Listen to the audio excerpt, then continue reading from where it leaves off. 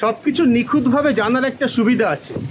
এই যেমন প্রবল ঝড় আসছে, যারা সমুদ্রে মাছ ধরতে যান, যারা সমুদ্রের ধারে থাকেন, তাদের পক্ষে সতর্ক হওয়ার সুযোগ পাওয়া যায়। কিন্তু সকলে তো সেই পরিস্থিতির মধ্যে থাকেন না।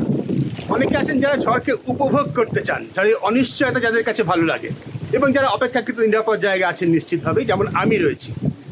তাদের কাছে কিন্তু অনেক সময় এই যে 3 দিন আগের থেকে জানার আছে অমুক দিন অমুকটার সময় ঝড় আসবে, তার থেকে আগেকার কালবৈশাখী অনেক ভালো ছিল, যখন আবহাওয়ার পূর্বাভাস এত নিখুঁত ছিল না, যখন হঠাৎ করে দুমদাম করে কালবৈশাখী আসতো, অন্ধকার ঘনিয়ে আসতো, আম গাছ, যেমন আমার পিছনে আম গাছ দুলছে, আম গাছ প্রবলভাবে দুলতো, কাঁচা আম পড়তে শুরু করতো, আম কুড়োতে ছেলেমেয়েরা মাঠে দৌড়তো। সেই না জানারও একটা কিন্তু মজা ছিল। বেশি জ্ঞান, বেশি জানা, তার যেমনি সুবিধা আছে, তা যেমন ব্যবহারিক দিক থেকে অনেক সুবিধাজনক, তেমনি তা কিন্তু অনেক আনন্দ কেড়ে নেয়। অনেক ক্ষেত্রেই তো ঝড় আসে জীবনের, প্রাকৃতিক ঝড় নয়, অনেক ক্ষেত্রে জীবনেও ঝড় আসে, সামাজিক পরিবেশে, রাষ্ট্রীয় পরিবেশে অনেক সময় ঝড় আসে।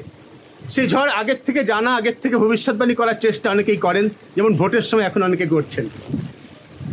তা যদি নিখুঁতভাবে মিলে যায় ভালো, তাহলে ঠিকঠাক ভবিষ্যৎবাণী করার একটা আনন্দ, একটা সফলতা নিশ্চয়ই যারা করেন তারা ভোগ করেন, তারা উপলব্ধি করেন, তারা সেই আনন্দটা পান। আবার অত্যন্ত অনিশ্চিত ফলাফলের একটা মজা আছে। অপেক্ষা করছিলাম একটা কিছুর জন্য, সম্পূর্ণ অন্য কিছু হলো, তারও একটা মজা আছে। নানা ক্ষেত্রে, প্রাকৃতিক ক্ষেত্রে, সামাজিক ক্ষেত্রে, রাজনৈতিক ক্ষেত্রে, অর্থনৈতিক ক্ষেত্রে সেই অনিশ্চয়তাও কিন্তু আমাদের জীবনে নিত্যসঙ্গী।